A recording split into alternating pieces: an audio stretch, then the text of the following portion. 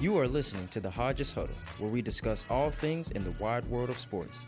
Here is your LSU sports team.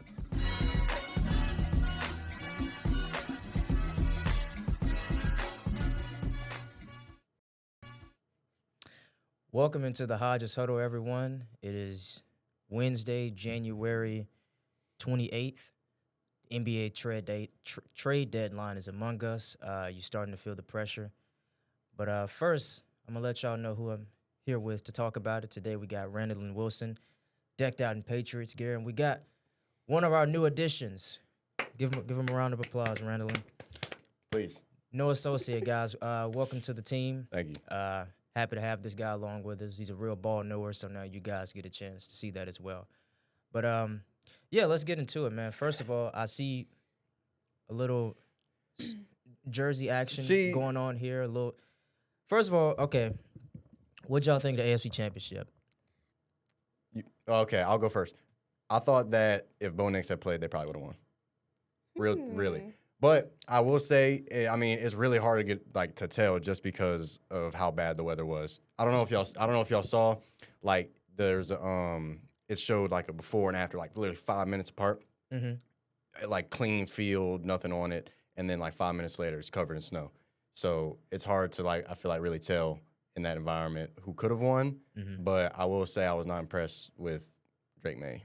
Unfortunately, I'm sorry. I know you don't want to hear that, but no, I actually agree. Okay. I was not impressed. Okay. I was yelling at the TV a lot, but we got the job done, and that's all you can do. Yeah, I'm glad you brought the weather up. That's been a topic I've seen lately. You got teams, everybody's building new stadiums, and you got a lot of teams opting for domes, and there's conversations online about, this is real football weather, and then there's people no, this isn't football weather. You can't play in that. Not good anyway. The quality of football is just significantly worse. So, I guess what's y'all take on it? Do y'all like the little snowy effect, the rainy games? I love it personally because it's old school football. I think old school football is fun, and it kind of takes away from the charm of a lot of these important games. You know, you see a lot of there's the Eagles game against the Patriots, whatever year that was, in the snow. It was the Patriots, right? It was a crazy snow game. I just remember it was in Philadelphia, mm-hmm. and it was inches of snow. And then Lambeau, that takes away. You can't put a dome on Lambeau, as much as they want to, because the snow element when it happens in Lambeau is such a big part of that environment. The fans love it too. I feel we never experienced a snow game down here because entire Saints history we've had a dome, but It's a part of the charm of a lot of these northern teams, for sure. So I would say, don't put a dome over a lot of these old stadiums. Chicago's another one, too. Soldier Field, these old stadiums, don't touch it. Don't touch it. I'm indifferent. I personally, as a fan, am not standing out there in the snow. As much as I love them, I'm going home. Yeah. But I agree. It is real football. That's, the grit of football, I guess I would say. But it makes for a messy game, and I think that is where the worry comes in with injuries and everything. There's just so much to consider in a snowy or rainy game like that. You can't really play your best football. But I think that's kind of the beauty of it, to be honest. You have to adjust and be unconventional with how you play. So I think that's another thing that I like about it personally. You see a lot of things that you wouldn't see in a normal game. I think I might have just changed my mind, man, because I was one of those people bro, you can't even throw the foot. If you can't throw the football in the weather, I don't want to watch this. I want to watch you run the ball 60 times. I don't want to watch that. But that's a very good point because, I remember when I was playing sports growing up, particularly football, and, it would be cold. And the pregame speeches from your coaches they would be so different. Yeah. It's going to be cold. And I hate to say it like this, but I guess it shows how bad you really want it. How much of a man are you really, right? You make millions of dollars, you can go out there and play in the cold. And to Noah's point, the weather aspect of it, that just makes the stakes even higher, in my opinion. It forces you to come up with new game plans, new strategies on how to win the game. So I think taking all those things into consideration, and then you got the history of these historic stadiums like a Lambeau, like a Soldier Field, like a Arrowhead, a Foxborough. Yeah. I think you got to keep it with that. And plus, when you got fans like Buffalo and New England. When you got people that show up for it, like I don't really see any reason to get rid of it. But let's talk about the elephant in the room. Or before we get to that, let's talk about the NFC Championship. Seahawks advanced to the Super Bowl by beating the Rams 31-27, and best game of the weekend by far. I know it was only 2, but great game nonetheless. But this game was really lost on special teams as far as I'm concerned. You had the Rams returner try to catch the ball in a very on a weird unconventional position. Yeah.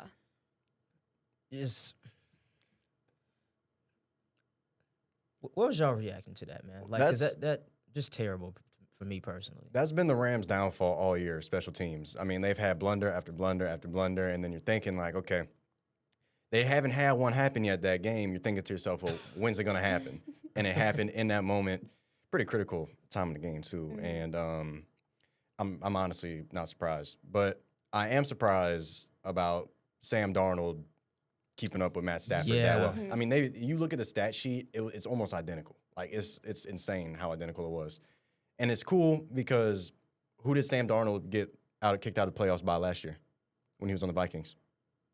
Matt Stafford. The Rams. Yeah, Matt Stafford. Yeah. Pretty unconvincingly, like it was like a 27-9 game. Yeah. Darnold had, I think, 2 turnovers, he touchdown. played awful that game. He did not play good. Yeah. And it's crazy because like they were 14-3 and they didn't get the number 1 seed.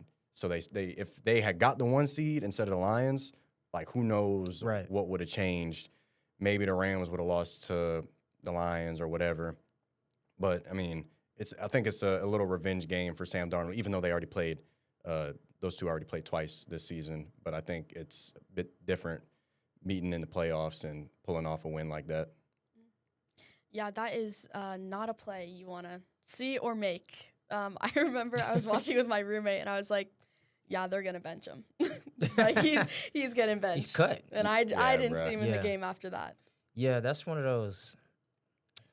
That's something that happened to my franchise, honestly. Like, that's quite literally, that was the 7-point swing that the Seahawks needed right there. Like, it put them right in scoring position, and he gave the Seahawks all the momentum they needed. Offense was already firing all day long. Clint Kubiak called up a heck of a game. Oh, my God, yeah. I mean, I hate that the Saints ever lost him. That was tough. He runs such a great offense. Yeah. I mean, they have a really good run game, and they had a really good run game before they had him in Seattle. But the way like he runs the offense is just a constant extension of the run game with the check downs and then play action, play fakes, and then you could just throw it to Jackson Smith and Jigba like whenever you want. Did y'all see the touchdown he had where he was coming out of the backfield? Yeah, he was. It was the same play that they ran against Bama. Clyde Edwards-Helaire scored on right before the half in that Bama game. Just unbelievable play calling, man. Like it's amazing what having a great play caller can do for your team. Like the Seahawks don't throw the ball a lot, and they had the league's leading receiver like that. I think that says enough. But how are we feeling about the Super Bowl, Randilyn? Are you nervous? You think it's gonna be a revenge? I'm always nervous. Okay. I'm always nervous, especially this week, though, for a Patriots game. But man, I'm more nervous than I usually am because watching that, I obviously don't really watch the Seahawks like that, but seeing that defense makes me a little worrisome, I gotta say. But I'm excited. I think the Patriots have a lot of work to do. They have their work cut out for them. Playing that Broncos game was not a good game. I even said it wasn't a good game. It was kind of an ugly win, but it got the job done. But I think now there's more that you got to do to be able to beat these Seahawks. Yeah, I mean, y'all don't got to worry about snow in the Super Bowl, so I think you'll be good. But I think I got the Seahawks. I think I'm too unconvinced by the Patriots' defense, especially they had a solid run defense during the season, but Seahawks is literally like run the ball down your throat, like I said, and then if that's not working, I got Cooper Kupp and Jackson Smith and Jigba and Rashid Shaheed now. Right. So I just think that also the defense. The Rams had, during the season, they were another one of those kind of really good run teams. They had Kyron Williams, and they could put in Blake Corum whenever they won. And they kind of started switching during the season. Seahawks have the 3rd-ranked rush defense in the NFL. and Patriots. Travion Henderson is good. Mm-hmm. Ramondre Stevenson, I don't know. I mean, he kind of has you got to fumble the ball like once a game. Yeah. Travion Henderson, I think he's going to get stifled. Seahawks run defense is way too good. And then also the skill position for both teams. Yeah. Seahawks clear that easily. And don't get me wrong, I think Stephon Diggs is great. I think Kayshon Bouttie's great. I love Kayshon Boutte. New Iberia guy, shout out. But I mean, JSN, Cooper Kupp, Rashid Shaheed, and then Kenneth Walker, and no Zach Sharp, but like still, they still make that work. And I think that I'm not going to say it's going to be a blowout, but I think it's going to be further apart than what people think. Yeah, Sorry, I Randilyn. think. No, it's fine. Really. Yeah, I mean the Patriots had 17 games of playing absolutely no one this season. So this argument again. Got it. And it's about to catch up to him. Mhm. Like that, I can smell it from a mile away. You didn't play. Nah, I'm just playing. But like, not really. But like, you didn't play nobody the whole season. But with that being said, like you were in the Super Bowl. Like, how do y'all feel about that whole narrative? Like the Patriots ain't played nobody. It's the easiest path to the Super Bowl ever. Are y'all really buying into that? I mean, they're in the Super Bowl. Like, I think people were going to say that whoever came out of the AFC, to be honest. They were going to say that about the Broncos, had they won. They were going to say that about the Patriots, had they won. They would have said that about the Texans if C.J. Stroud was any good. The only team I would be like, hey, like they had a pretty tough path would have been the Bills, but we saw what happened against the Broncos in that game. Yeah. I think maybe the narrative is a little like, I think that they had weak teams a good bit of the season, but I think also that they won the games that they had to win. Mm-hmm.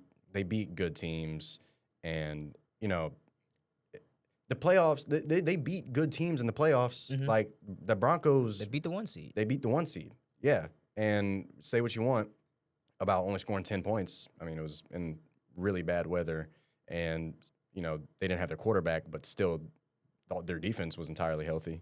So I think that it's kind of true, but like also it's a little like it's a little much. I don't think it's that true. Yeah.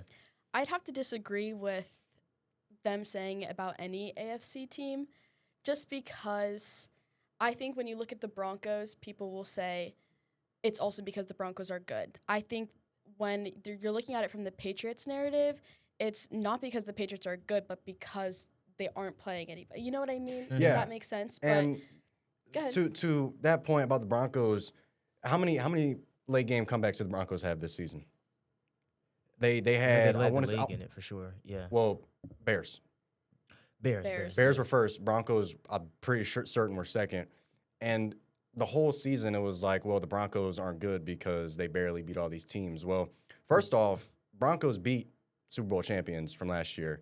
They beat the Chiefs, as bad as the Chiefs were. I mean, that's still a division opponent. They beat the Texans, who also made the playoffs, and they've lost the Colts by 1 early in the season. Whenever the Colts were actually good, they beat all the teams they needed to beat. And they beat playoff teams, too. They beat the Packers as well, who kind of fiddled out later in the season. But, you know, that playoff game that they played, they still looked all right. I think that if you're going to praise the Bears for having all these late-game comebacks and saying, oh, my God, the Bears are so good because they come back in the fourth quarter and, like, Caleb Williams is so awesome, why not have the same attitude about the Broncos who were kind of doing the same thing, just, Yeah. you know, not as often. So the Broncos did not have an easy path. I would definitely agree. They kind of toughed it out to that 1 seed, and saying they had the worst 1 seed of all time was that was crazy. Yeah, I to know me. you are personally not a big fan. Because of that. did we forget about that Titans team a few years ago who with Derrick Henry and Ryan Tannehill at quarterback? I will take this Broncos team or that Titans team any day of the week. I'm sorry, but it's crazy to me. So yeah. But I think with the Patriots too, you're in the NFL. Whether there are good teams or bad teams, you're at the highest level that there is. So I think the whole easy schedule talk, I mean, you beat the Bills the first time, you lose to the Bills the second time you play them. You lose your 2 home games in the beginning of the season, then you come back. Now you're the first team to go 9-0 on the road at away games. That's crazy. I is don't crazy. think that the easy schedule topic can be really proven with this Patriots team, at least not this year. I think that point of they don't play anybody, I think it would only be valid if they had lost both those games to the Bills. Mhm. Like, if they were like that Cowboys team from, 2 years ago, like, you knew they were going to choke because they only beat the good teams. They lost to every great team, or they only beat the bad teams. They lost to every good team they played. So I think if that was the case this year, I think the point would be valid. But like you said, this is the NFL. This is as good as it gets, and you can only play the teams that's in front of you. Like, Exactly. that's all you can do. Yeah. But let's move on to some more football topics.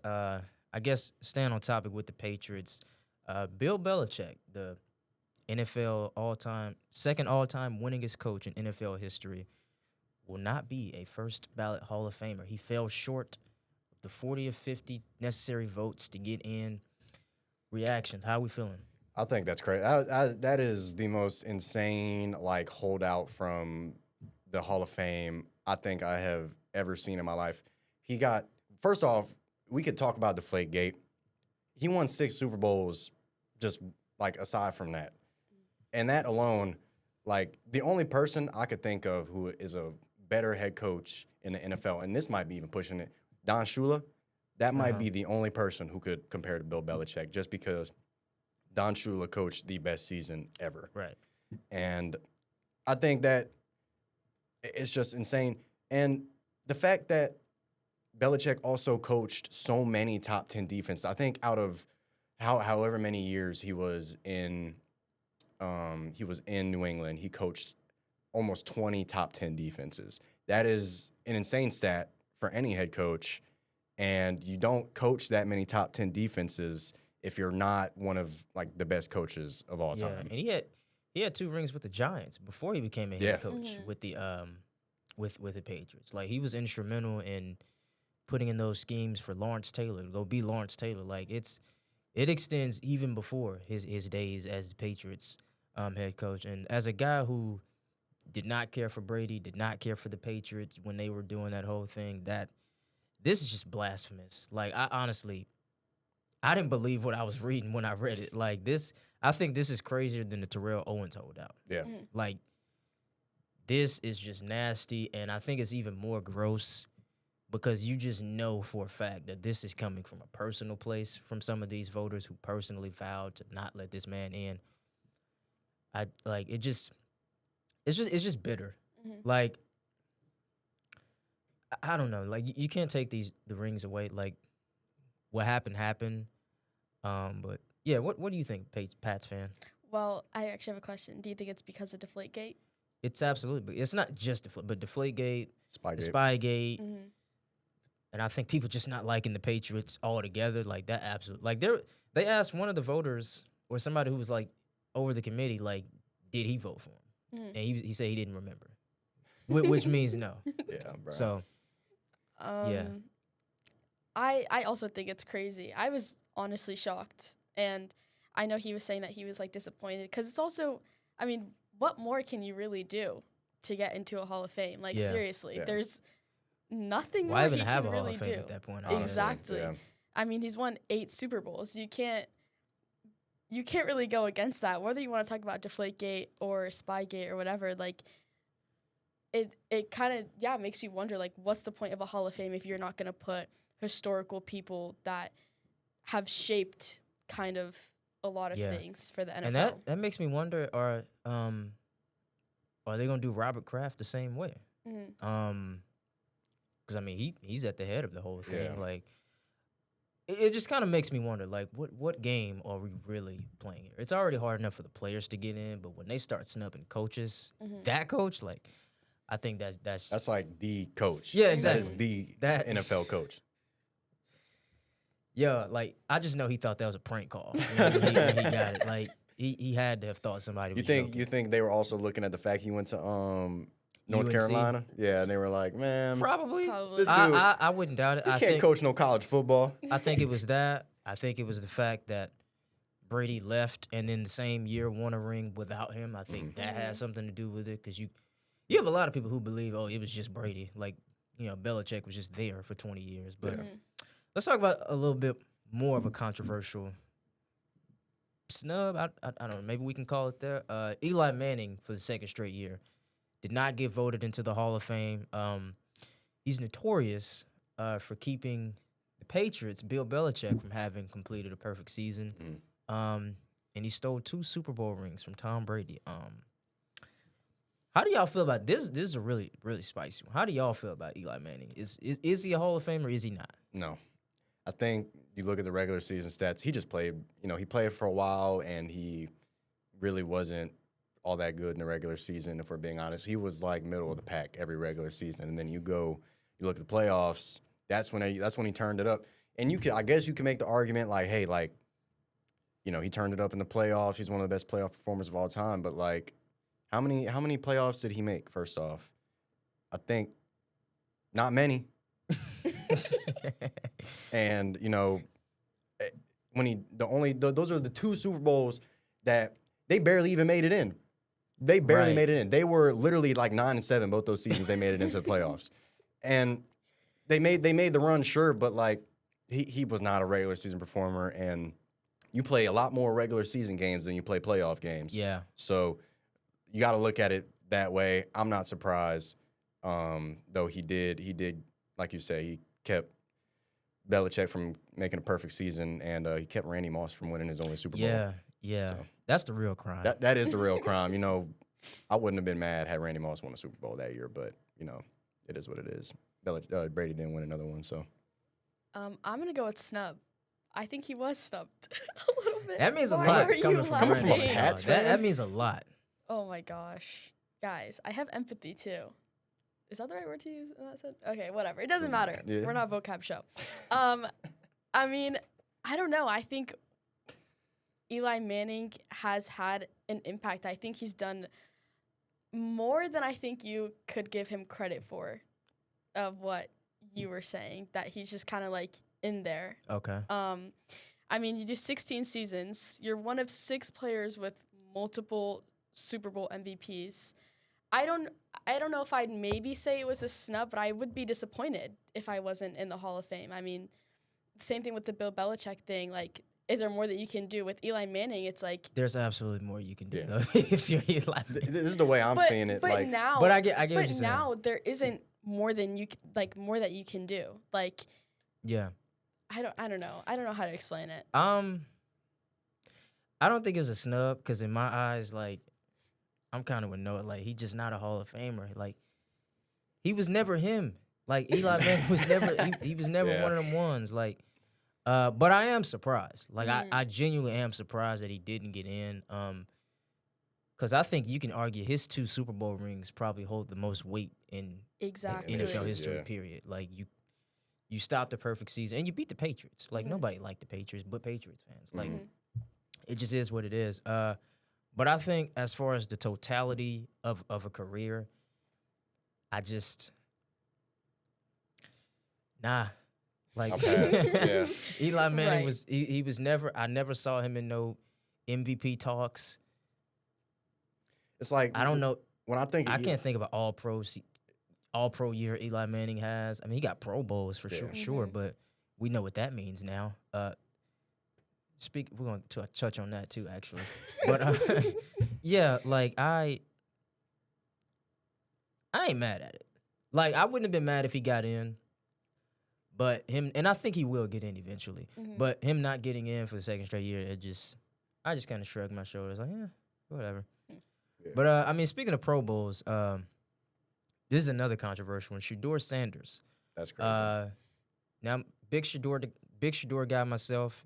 Huge fan of the whole, the watch movement. Perfect timing. And he's a Pro Bowler.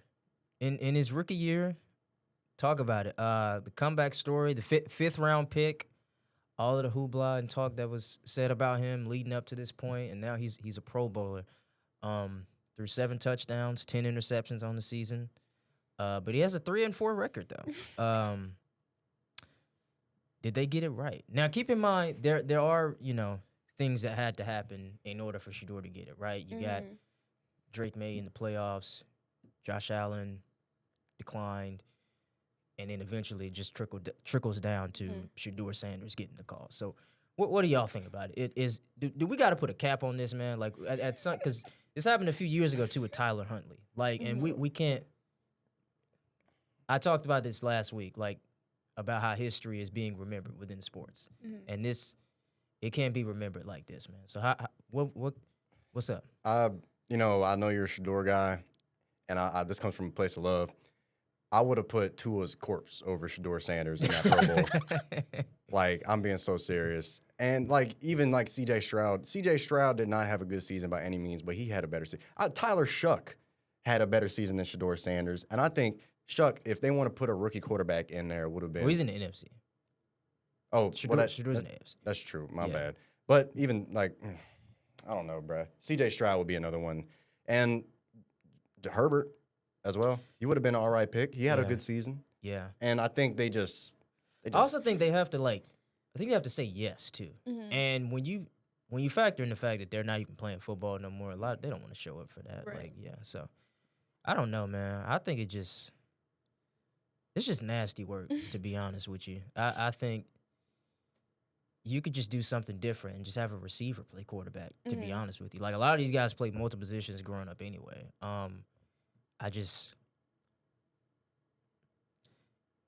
We just can't do that. We just can't do that in NFL. But let's move on to the burning topic. First of all, shout out to Derrick Rose. Officially got his jersey retired this week by the Chicago Bulls. A few things to note: 3-time All-Star, NBA MVP, youngest MVP in NBA history. Yeah. But the biggest question, the elephant in the room, speaking of Hall of Fame, is Derrick Rose a Hall of Famer? In NBA terms, yes. NBA Hall of Fame is not difficult to get into. Same thing with the MLB. But for me, and I love Derrick Rose. I think I told you Derrick Rose is like top 5 athlete all time for me, just because I grew up watching Derrick Rose. I'm going to say no, because his prime was too short. Had he not had that Achilles injury, that ACL injury that completely destroyed his career, absolutely. But, and people even argue if he should have won that MVP or not over LeBron. True. So I think that's also just a little bit of revisionist history, because I feel like when he got the award, like people didn't have much of a problem with it. Like, it was just this young kid setting the league on fire, And LeBron fans, this is super. They do that a lot. They go back and look at numbers and be like, wait a minute, it was one of those. It was just. I think you just had to be there. You MVP had to be for the there. culture. Exactly. That's really what it was. And I saw somebody say on Instagram, they said Jordan played basketball for the Bulls, but Derrick Rose played basketball for Chicago. I thought that was a great combination, because it's true. And that person has to be under 25. I mean, I don't mind that statement. I'm not from Chicago, but I just. And I see statements like that too a lot. I just have a hard time believing that arguably the most popular athlete ever, maybe it's different, because Derrick Rose is from Chicago. I he's think from the inner city of Chicago, Chicago, not just Chicago, proper. But I think he's a Hall of Famer. Reason being is because it's actually the Naismith Basketball Hall of Fame. It's not even the NBA Hall of Fame. There are guys who are in the Hall of Fame that have never played in the NBA just because of what they've done overseas and whatever it may be. Secondly, he would be the only MVP not in the Hall of Fame if he weren't to get in. And I think I just don't think that would look good on the league. And then thirdly, a lot of it's pretty much just voting, and I think we just saw if enough people like you enough, they'll vote you in. Right. Derrick Rose is somebody who everybody looks at him and they remember, or they know what could have been or what was supposed to be. And I think when it comes time to vote Derrick Rose on that ballot, I think that's what people are going to remember. Oh, this is the guy that was supposed to be a 3-time MVP. He was supposed to be a 10-time All-Star. And I think because of that, he will be in the Hall of Fame. I agree with you completely. I think in this situation, it's also more about the impact that you leave. And I think he's done that like completely. I think again like it's just a bad look if he's not in it. So I think he should be in it.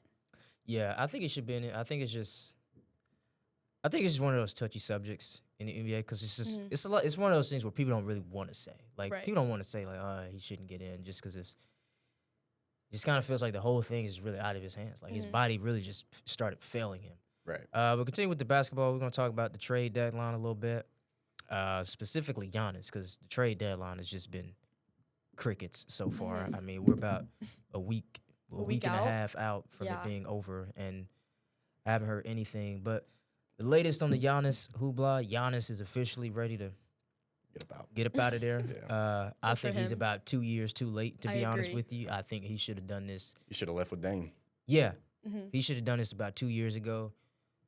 I get it. You know, Giannis wanted to do the whole loyalty thing, stay loyal to the franchise, but he got his ring. He got his ring. He got his ring. Yeah. He got And his his 2 MVP. MVPs. Yeah. And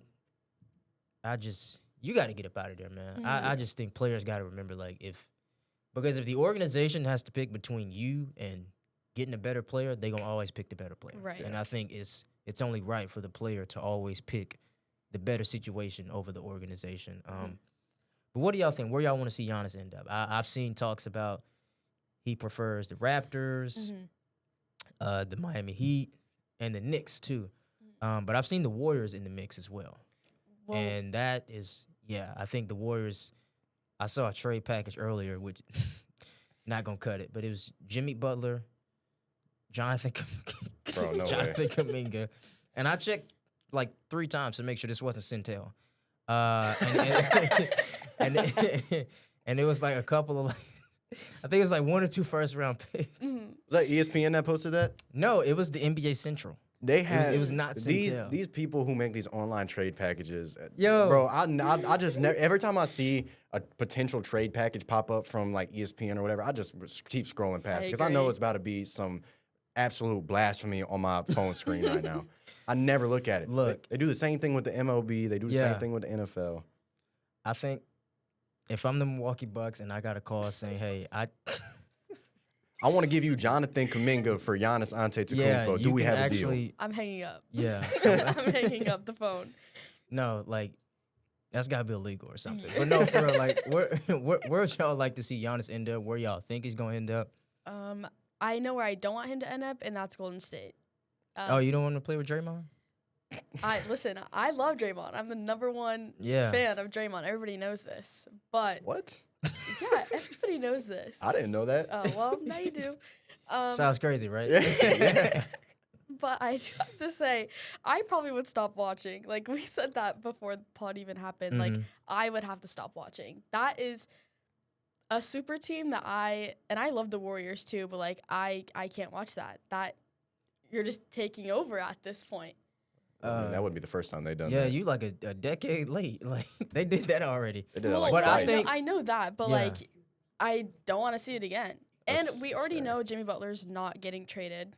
Yeah, that contract is terrible. Because even though he's injured, the coach did say that he wasn't getting traded. So I don't know. I wouldn't mind seeing him in the Heat. I would kind of like that. No? I think the Knicks fit would be pretty good. I feel like that's one of the Knicks' like big pieces that they would need to like really make that final push because they're close. They've been close the last like 3 years, and I think bringing in Cat was huge. And you get Cat, another like kind of big man who can move a little bit, and he's really strong on the boards, and he's a great post threat, quick on his feet. I think that would kind of be a big help to Cat. I think that would give Brunson another option to pass to, and it would be a big help. And I think he's really easy to root for too. And New York fans are so like they love the Knicks, and he would as soon as he steps foot in New York and starts putting on the New York gear, they're going to crown him the Greek king of New York as soon as he steps foot. Yeah. I'd like to see him in New York, too. Like, for when there's big trades surrounding, like, big stars like Giannis, I like seeing them go to these big market teams. So, for me, I want to see him go to New York. Anywhere but the Warriors, though. Like I'm a LeBron fan, so I had to sit there and watch in agony while the Warriors just ran over the league. Like it, I don't even want to think about it, but like it, I remember watching that, and I think it would be insane for Steph Curry to get that lucky again, to just get that type of player to play with. Like Steph Curry's career would extend like 5 years because of that trade. Yeah. But as far as the Knicks, I think that'd be a great fit. I think that might even make them the favorites, to be honest, because I had them coming out of the East. But I think, yeah, if he goes to the Knicks, man, I think the Knicks would be winning the championship, or they can for sure at least competing for one. That being said, I don't know if Cat will be there, just because I feel like Milwaukee's going to demand like something in return, something in return. Yeah, but like with New York, the Villanova boys gonna have to break up or something. That's what I was gonna say. Would New York be willing to give up Cat for that reason though? Like I feel like I would. You would? I'd give up Cat in a heartbeat if I'm getting Giannis in return. Cat's kind of become like a cool culture piece in New York though. Yeah, he's a cool culture piece, but and he's good at the sport too. Like, you know what I mean? But he's good at the sport. Giannis is an all-time great. Like, that's what I'm saying. Like, I think if they could find a way to get him, like, match him up, I think they will. But it's like you said, they're going to be asking for something, and Cat might be that guy. Yeah, absolutely. I think we should add the Celtics into this talk, no? I thought about it, but I'm not going to entertain that because of what you got on right now. That's something that will happen with the Celtics. That is something that I'm doubling down that it's going to be the Celtics. What you got to say, Will? Will doesn't agree. LeBron and Bronny. Bro, stop. Get him out the room, bro. He said LeBron and Bronny for Giannis. Two, I think if LeBron ended up in the Milwaukee Bucks jersey, I think I'd just stop watching basketball. Bro. Like, known two all-star vote getter, Bronny James. Yeah. No, especially with all this Lakers stuff going on. That's not happening. Yeah, we really don't need to see that. I don't need to see Giannis in the West. That would be worse than the Mavericks last season, bro. Miles worse. I mean, we thought that Luka trade was bad, bro. Yeah. That would literally destroy the Lakers and destroy like the hearts of so many people. Bro, stop. No, that's not happening. I'm not even tainting that, bro. All right. Well, let's do something you are an attorney. We're gonna do a new segment. It's called Stirring the Pot with Stirring the Pot with Saucier. So basically what it's gonna be, each time I'm sitting in this chair right here, I'm gonna have a new take, a new thing we could talk about, kind of a hotter take, something that's up for debate in the sports world right now, and stirring the pot, starting some conversation. So what I got this week is, last week it was the NCAA committee decided to keep the playoff format the same for next season. So I'm known for not really being a fan of this playoff format. I think that these G5 teams should not get in unless they really have the resume to get in. We saw it last season. Everybody was in outcry because JMU and Tulane got in instead of Texas and Notre Dame, and they both got blown out. And you even go back to last season, SMU and who was the other one? That was Boise. Was it Boise State? No, Boise State had a first-round bye. Yeah. SMU was one of those teams, and I just know both of them got blown out. And it brings up for the debate, well, should these teams even be in there? I think not. I think that they should let teams who actually deserve to be in there be in there. Texas beat, 3 top 5 teams this year? But and then you look at their losses, it's like, okay, well, maybe they shouldn't have. But you got to look at the wins as well. It just brings up debate. And also changing how long the first round buys are. These teams got to wait a month to play a football game while these other teams play within like 2 weeks. Mm-hmm. That's too much time for these first round buys to be sitting around doing nothing. They lose the momentum. They kind of have to get back into it in the game, and it ruins a lot. You look at the record for these first round buys in the NCAA the last 2 years, 1-9. Only team that won who had a first round bye was Indiana this year, and they won the whole thing. So what do y'all think? Do y'all think that they should change the format the way I think they should change it, or do y'all like the G5 teams getting in, which I would heavily disagree with? I think I agree. Just because, look, Cinderella stories are cute and glittery and glamoury, and you can make movies about them. But that's about all you can do. And how often does that really happen? Like, I don't need to see JMU in a college football playoff game. I don't need to see Tulane in a like. I'm sorry, like, let the big boys play with the big boys, and you go play in the I don't know, the Pop Tart Bowl or something. Yeah, the like AAC the Tax Slayer Bowl or Yeah, something. Like, right. go play in that. playing the Frito Cheez-It Bowl. Yeah, I don't I don't need to see Tulane playing Ole Miss again. That We saw what happened in the regular season. Exactly. And what did they think they would happen in the playoffs? exactly. Like, I think it's the biggest waste of time, and everybody's acting like they just.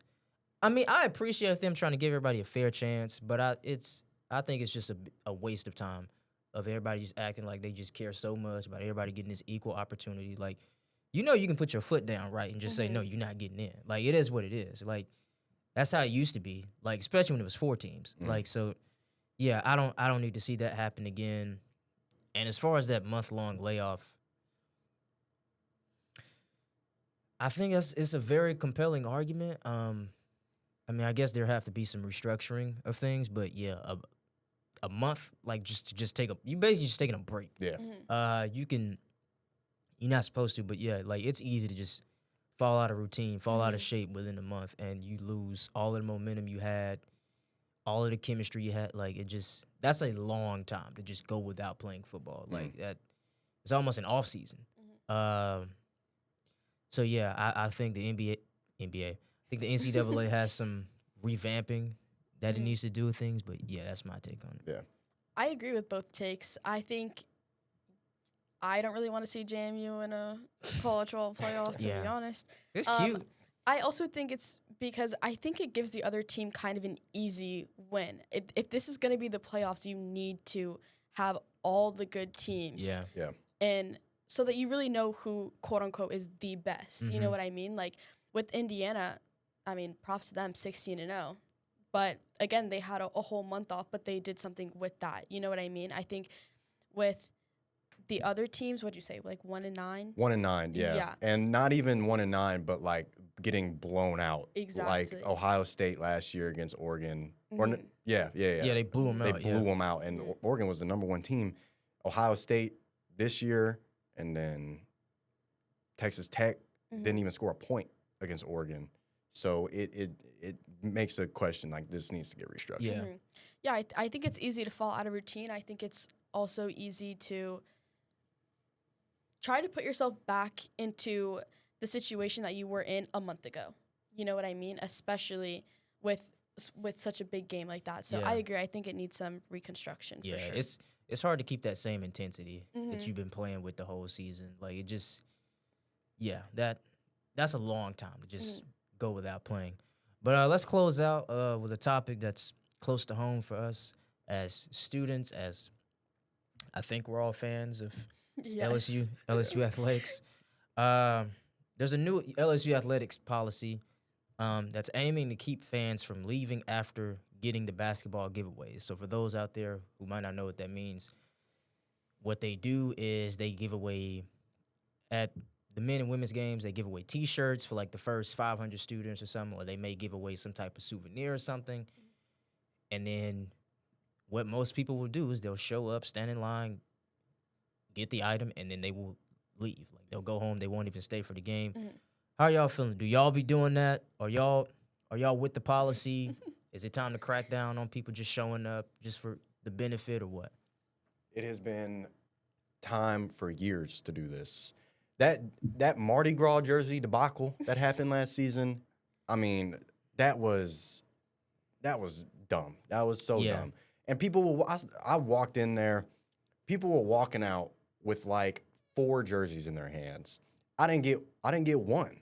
And they're going home and they're bringing it to their friend in the Dirty Herd, talking about, here, have this jersey that you didn't go to the game, and me who's been waiting in line didn't get. And it's frustrating. And it's not even just that game. That's just the most memorable one for me. And then I remember the sweaters that they were giving out last year. It was crazy, and it's really disheartening when you see the person who I guess works in the building come out and say, "Where are the sweaters?" and you see the line just disappear. Like everybody just Nobody like wants to everybody just go. scatters like Right. ants. Like it's really disheartening to see, and I don't know. It's kind of funny. It's funny that they had to do this. Yeah.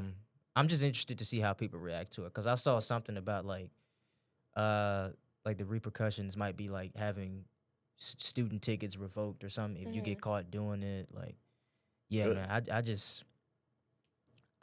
I think that's a lot, but Yeah, yeah, I have to agree. I think I'm not mad at them for Talking trying. about like student tickets, like as a whole, or like for one I person. think like for that, no, like no. that person. So I Okay. think like Yeah.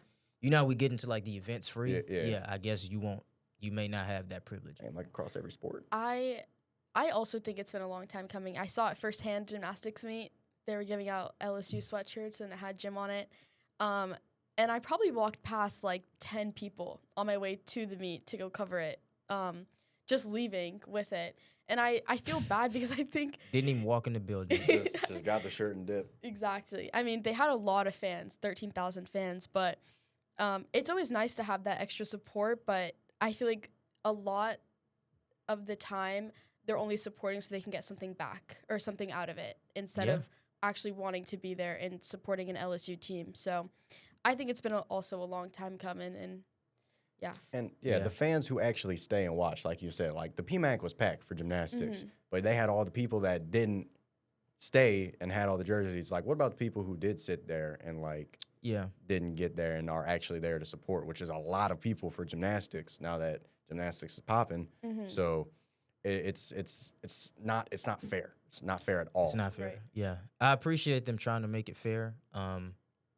I appreciate them like addressing it because there's like they could have easily just Swept it under the it's rug. not Yeah. my problem. Oh Mhm. well, it is what it is. But that's gonna do it for us today here in the John Fisher Podcast Studio. Today I was joined by Randilyn Wilson and Noah Saucier. Hope you enjoyed your first one, man. Looking forward to having you Loved on it, many man. more. What's today? Wednesday? Yeah. Yes. Yeah, I think there's a game to catch, a men's basketball Mm-hmm. game. I'm gonna go try to snag one of these.